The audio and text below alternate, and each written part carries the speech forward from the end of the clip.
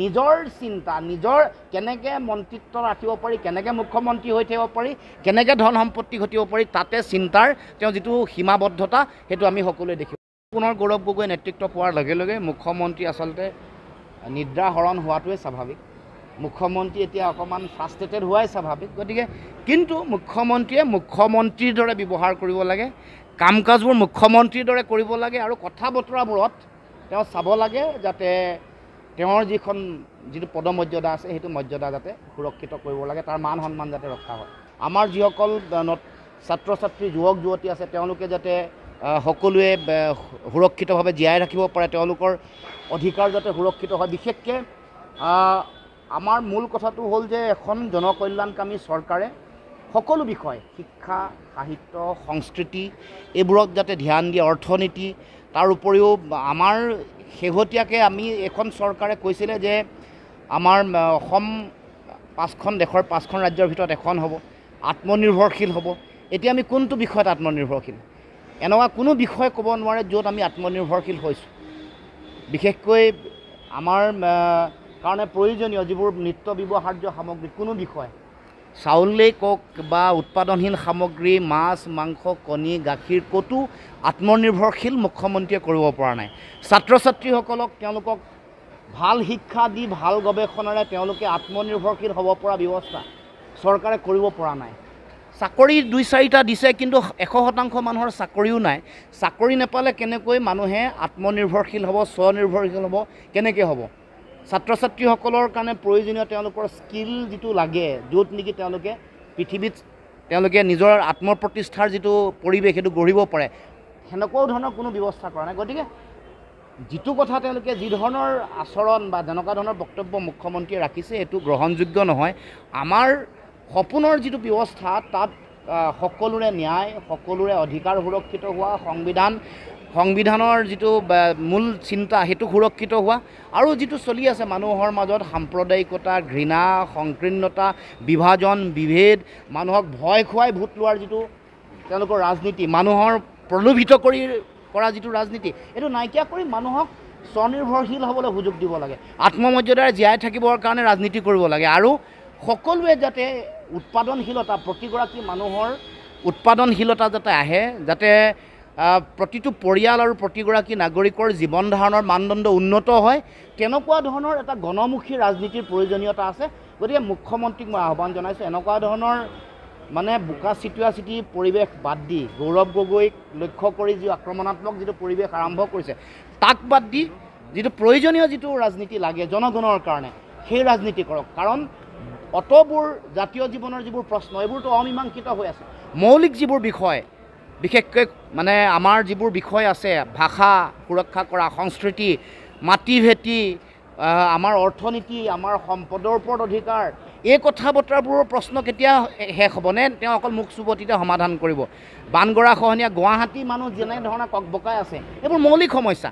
অতদিনে স্বাধীনতাৰ 75 বছৰ পিছত যদি গুৱাহাটীৰ কৃত্ৰিম বানপানীৰ সমস্যা সমাধান হোৱা নাই, অসমত থকা বানপানী গৰাখহনীয়া সমস্যা যদি আজিলৈকে নিৰ্মূল হোৱা নাই, গৰাখহনীয়াত আক্ৰান্ত হোৱা ভূমিহীন পৰিয়ালক যদি আজিলৈকে তেওঁলোকক ঘৰ বাৰী দিব পৰা নাই, গতিকে খিলঞ্জীয়া, থলগিৰি, ভূমিপুত্ৰ মানুহৰ অধিকাৰ কথা মই বাদেই দিলোঁ, আন সকলো জাতি জনগোষ্ঠী অসমত থকা প্ৰতিগৰাকী প্ৰকৃত ভাৰতীয় নাগৰিকৰ অধিকাৰ কেনেকৈ সুৰক্ষিত কৰিব?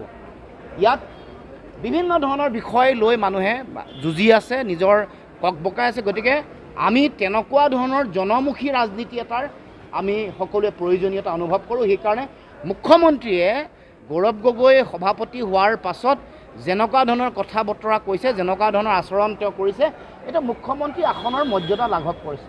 মুখ্যমন্ত্ৰী মানে ৰাজ্যখনৰ নেতা, প্ৰতিগৰাকী নাই, যোনে ভোট দিছে তেওঁলোকৰো নেতা, যি ভোট নাই দিয়ে তেওঁলোকৰো নেতা।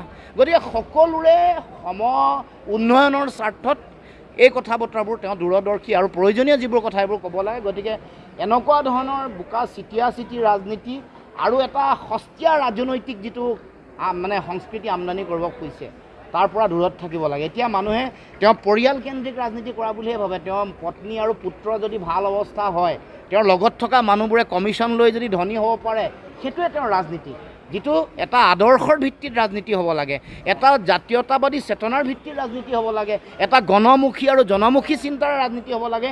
সেই আদৰ্শ, সেই চিন্তা পৰিহাৰ কৰি নিজৰ চিন্তা নিজৰ কেনেকৈ মন্ত্ৰিত্ব ৰাখিব পাৰি, কেনেকৈ মুখ্যমন্ত্ৰী হৈ থাকিব পাৰি, কেনেকৈ ধন সম্পত্তি ঘটিব পাৰি, তাতে চিন্তাৰ তেওঁ যিটো সীমাবদ্ধতা সেইটো আমি সকলোৱে দেখিবলৈ পাইছোঁ। 26 লৈ মইতো আশাবাদী, আমি বিৰোধীয়ে ৰাজনৈতিকভাৱে একলগ হ'ব লাগিব, ঐক্যবদ্ধ হ'ব লাগিব। নতুন সভাপতি হৈছে, সভাপতিও নিশ্চয় এই বিষয়ত তেওঁ চিন্তা চৰ্চা কৰিছে। আপোনালোকৰ আগতো বিভিন্ন ধৰণৰ নিজৰ মনৰ দৃষ্টিভংগী আগবঢ়াইছে। আমি আৰম্ভণিৰে পৰা যেতিয়া 21ৰ নিৰ্বাচন পাৰ হ'ল, উপনিৰ্বাচনৰ সময়ৰ পৰা এই কথাটো কৈ আহিছোঁ যে বিৰোধী যদি একলগ নহয়, বিৰোধী মানুহ যিসকল দল আছে তেওঁলোকৰ মাজত যদি মেৰুৰ বিভাজন হয়, যিমানেই হওক লাগিলে যি দল শক্তিশালী দল হওক বা অকণমান সৰু দলেই হওক, আঞ্চলিক দল হওক, তেওঁলোকৰ মাজত যদি মেৰুৰ বিভাজন হয় তেতিয়াহ'লে লাভ শাসকীয় পক্ষ অৰ্থাৎ বিজেপি বা তেওঁলোকৰ মিত্ৰজোঁটৰ দলসমূহৰ মাজত হ'ব। গতিকে আমি আগৰ পৰা কৈ আহিছোঁ এই কথাটো সকলোৱে যাতে উপলব্ধি কৰে। দেশৰ ৰাজনৈতিক প্ৰেক্ষাপট যদি চায়, যদি দিল্লীৰ নিৰ্বাচন, হাৰিয়ানাৰ নিৰ্বাচন, মধ্যপ্ৰদেশ সেইবোৰৰ নিৰ্বাচন যদি চায়, দেখিব যে ইয়াত ভোট বিভাজনৰ কাৰণেই বিজেপিৰ লাভ হৈছে, চৰকাৰী পক্ষৰ লাভ হৈছে। মই সেইকাৰণে আজিও ভাবোঁ যে এই কথাটো আমি খুব সকলোৱে বাস্তৱ পৰিস্থিতি অনুভৱ কৰি বা অনুধাৱন কৰিহে সিদ্ধান্ত ল'ব লাগিব। যিটো কৰিলে বিজেপিক পৰাভূত কৰিব পাৰে। বিজেপিক পৰাভূত কৰিবৰ কাৰণে হাতত থকা ৰণকৌশল কি? ৰণকৌশল একতাৰে যুঁজিব লাগিব। নিশ্চিতভাৱে হ'ব, কাৰণ মুখ্যমন্ত্ৰীয়েতো গম পাইছিল যে জানে যে একতা হ'লে এনেও তেওঁৰ অৱস্থা বেয়া হ'ব। গৌৰৱ গগৈ অহাৰ লগে লগে, কাৰণ গৌৰৱ গগৈ তেওঁ 24ৰ লোকসভা নিৰ্বাচনত তেওঁলোকে বহুত চেষ্টা কৰিছিলে হৰুৱাবলৈ, টকাই পইচাই সকলো লাগি, সকলোৱে বহুতে এনেকুৱা মানুহো আছে যে তেওঁ জিকিলে আমি ৰাজনীতিয়ে এৰি দিম বুলি কৈছিলে।